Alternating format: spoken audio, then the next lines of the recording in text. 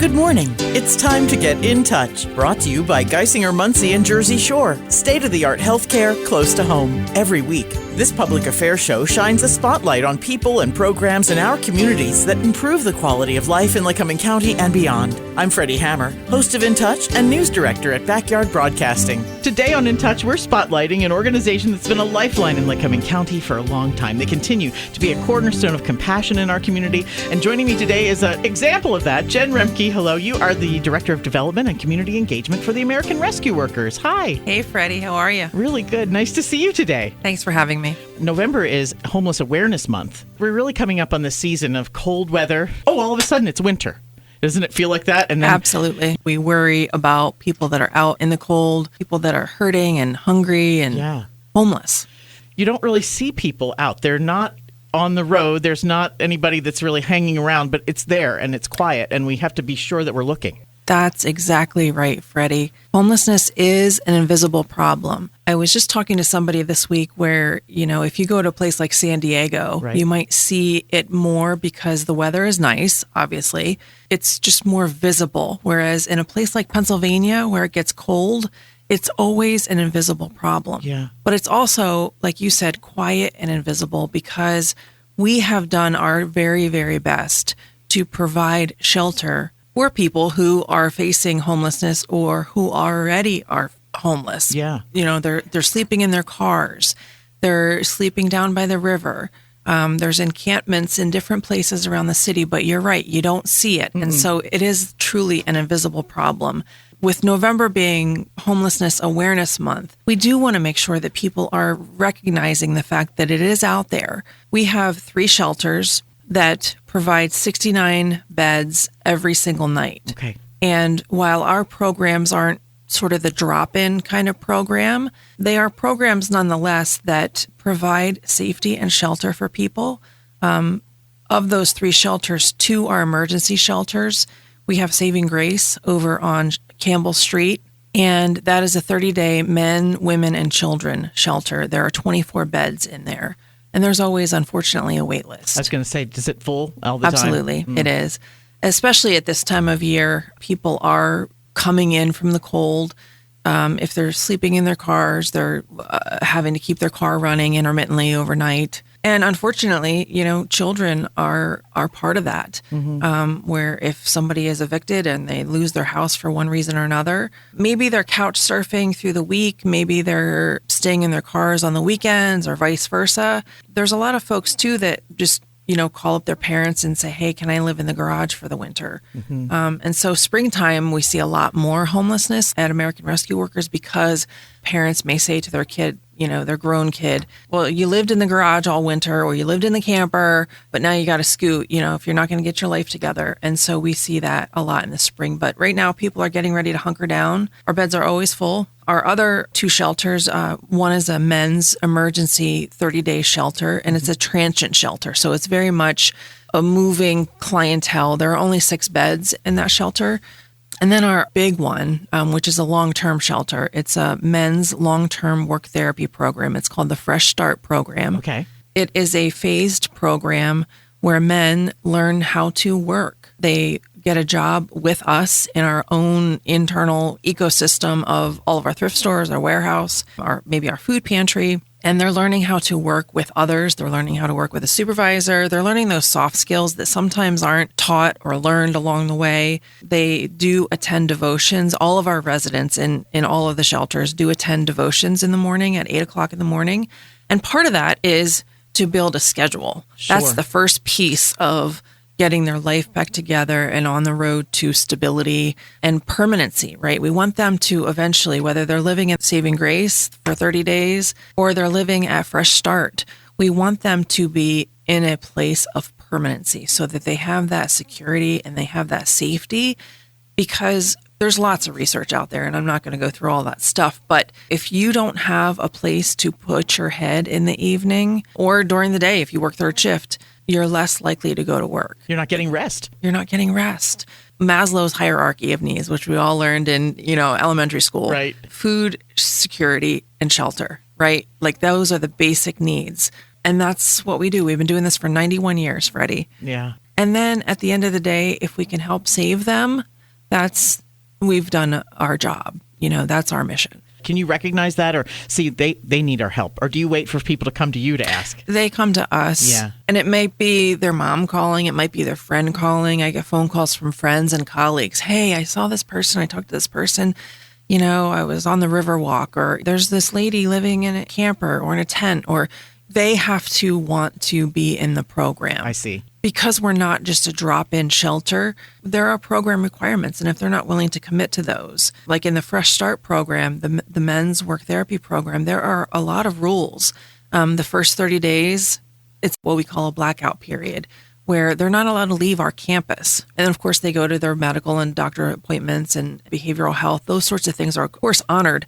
But we really need to break their ties to the outside chaos that they may be coming from. And whether that's down the street or whether it's Wellsboro, they can start to focus. And then, there's curfews and getting up on time and going to devotion at 8 o'clock in the morning. And, we give them a work assignment for probably about 6 months with us. So they might be in the warehouse, might be sorting clothes.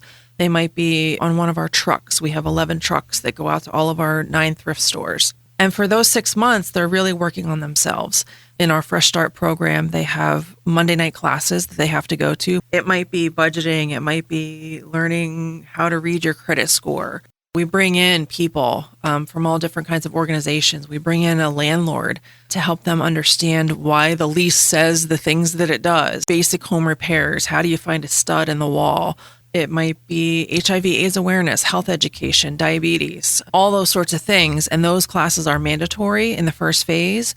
So they get a good, solid education on a lot of different things. The second phase, they get to go out and get their own job. And they could go work wherever they want to, wherever they can get a job. Once they start working, they then start to build a savings account. So we take back 30% of their take-home pay. And 15% of that goes back to our program. Mm-hmm. And then 15% goes into a savings account at a bank of their choosing.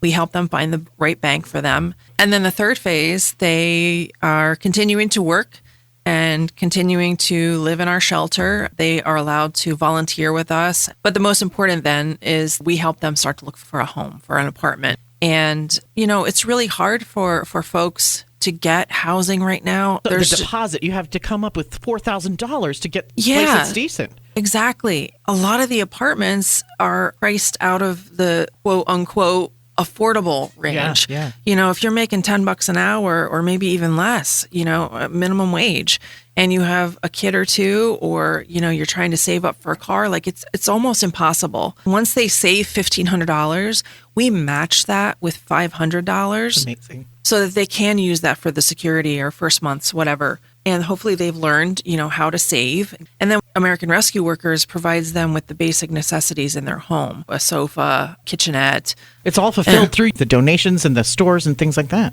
We do. Let's not forget that all of these product donations are from our community. Everyone who's donating product know that, and if you're a thrift store shopper, your money is going towards, I keep on calling it an ecosystem because it is such a large circle. Our tagline is repurposing clothing, shoes, and lives. Oh, yeah. And it's exactly what we do every single day. And we're so grateful for all of the people that come into our thrift stores. So many companies and organizations, big and small, have stepped up to give us food, financial donations to help us go buy more food from the Central PA Food Bank so that we can get food to our people that need them.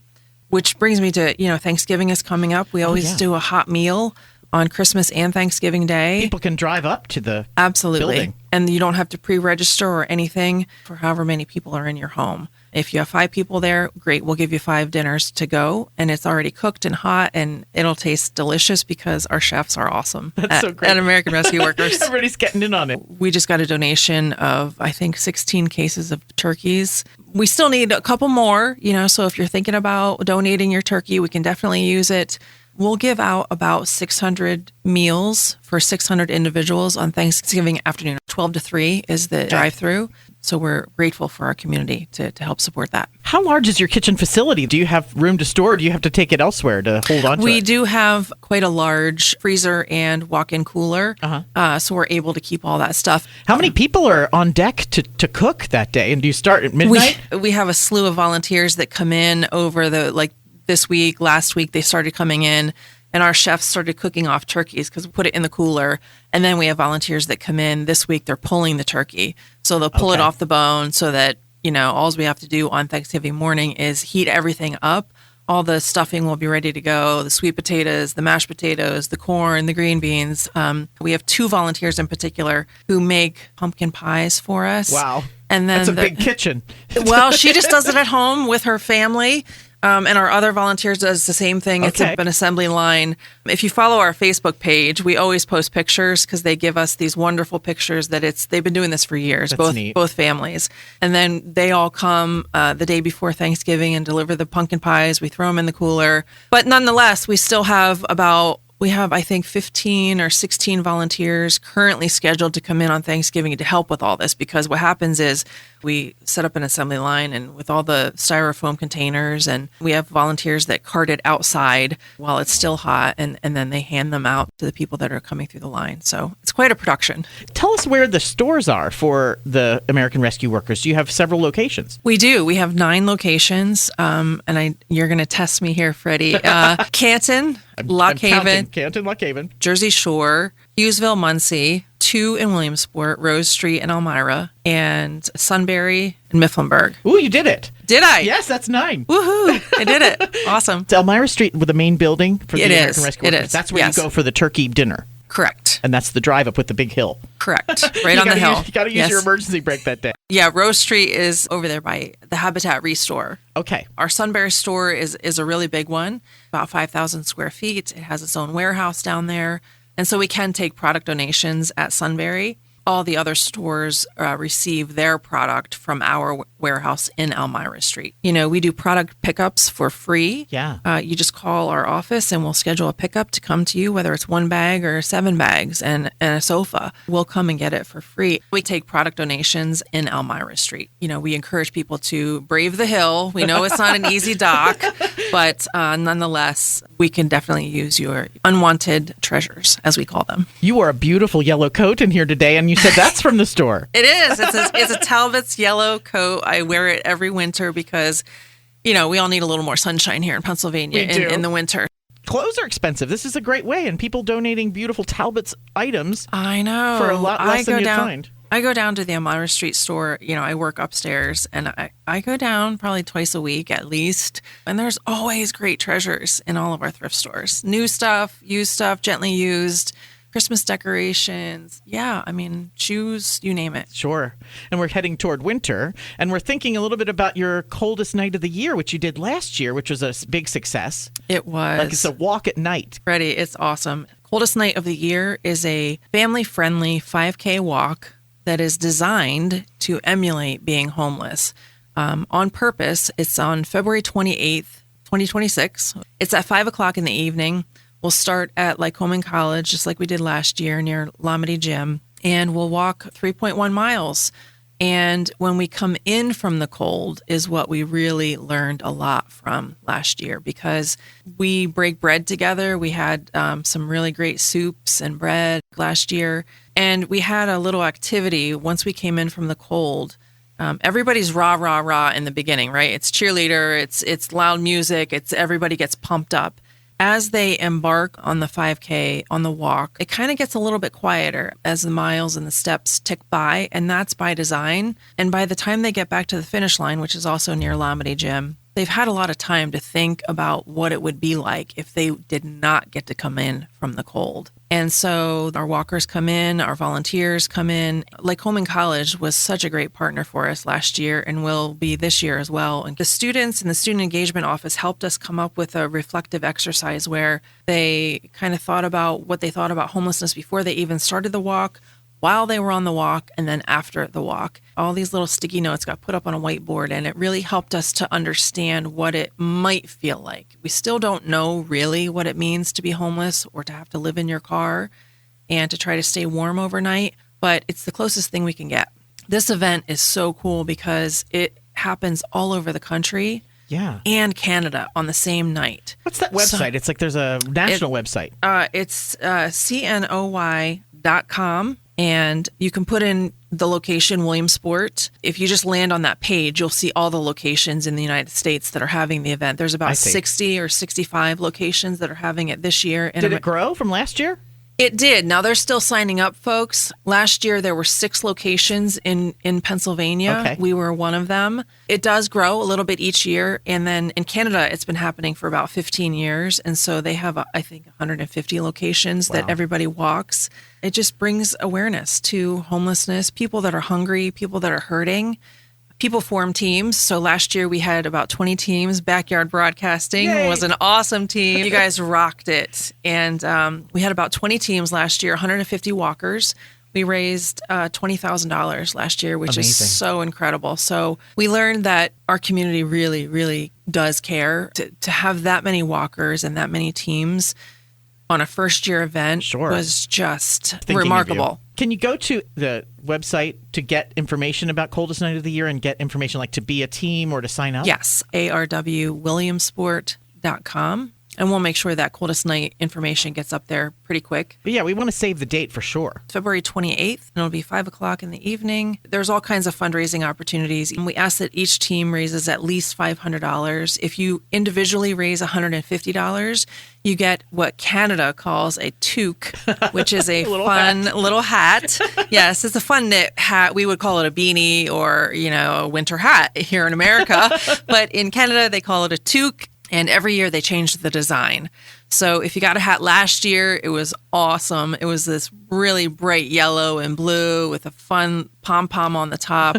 And I did release this year's hat on our Facebook page. Like I said, if you raise $150 individually, you get one of those hats for free. Okay. So I'm going to go look. Mark your calendars. I'll give you a like. Absolutely. Absolutely. So anybody can come to your Thanksgiving dinner. And there's no pre-registration. The drive-through or walk-up is from 12 to 3 p.m. And the address is 643 Elmira Street. American Rescue Workers doing all kinds of wonderful things for our community and have been for 91 years. That's amazing. Do you get the history of American Rescue Workers in your... as you work there, is there a plaque or somebody that's, recognized? Yeah, I actually did the research last year when we celebrated our 90th. We threw a big birthday party for the community. Uh-huh.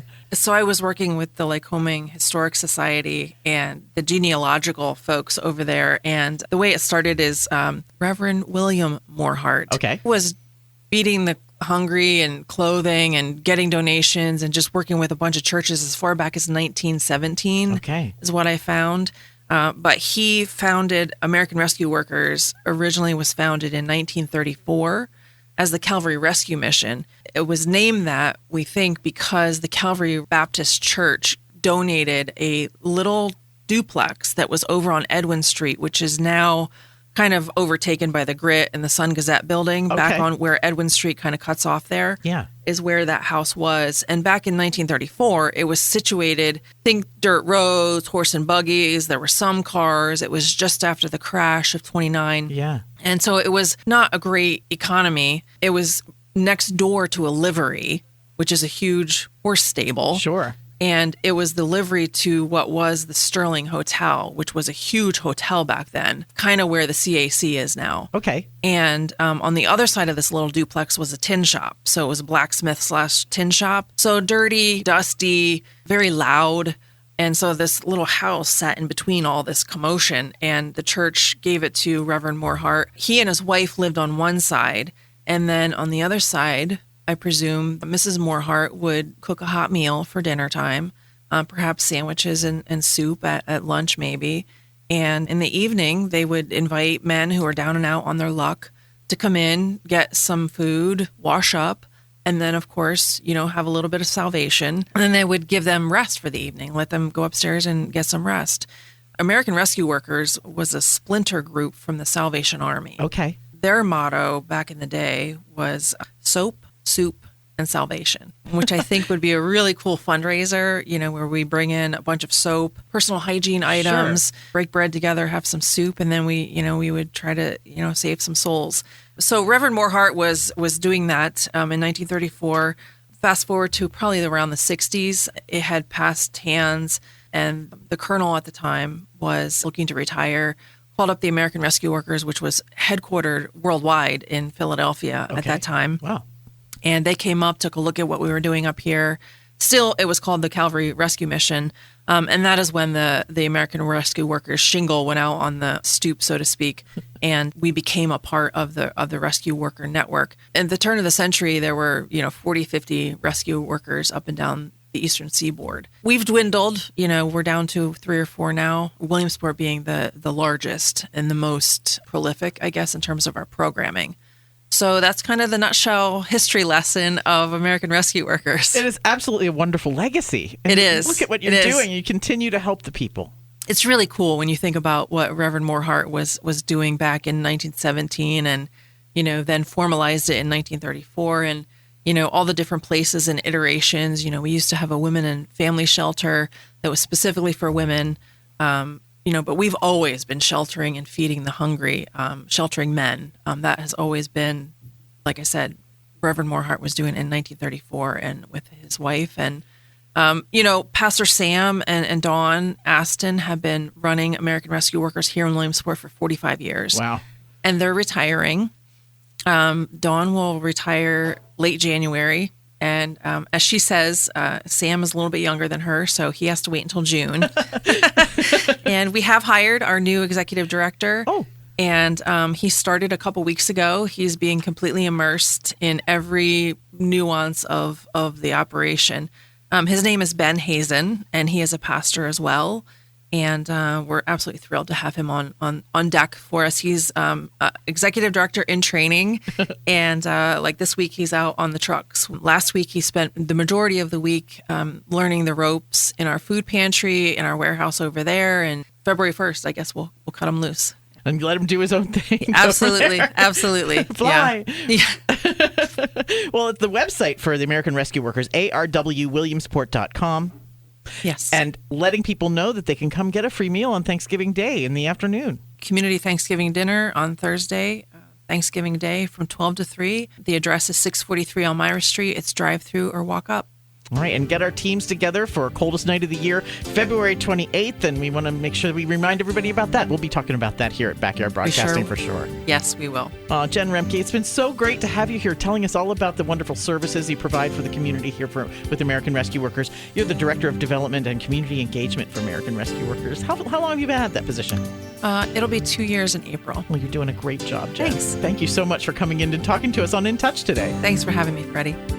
InTouch is locally produced in our studios at 1685 4 Mile Drive in Williamsport. To get in touch with us for questions, comments, or topic ideas, call weekdays 570-323-8200 or email me at fhammer@backyardbroadcasting.com. For archived files of our InTouch shows, find our Backyard Podcasting link on any Backyard Broadcasting website or subscribe to our YouTube channel, Backyard Broadcasting. The programming discussed here on InTouch does not necessarily reflect the feelings or opinions of the management or staff. Thanks for listening to InTouch. Brought to you by Geisinger, Muncie, and Jersey Shore. State-of-the-art healthcare close to home.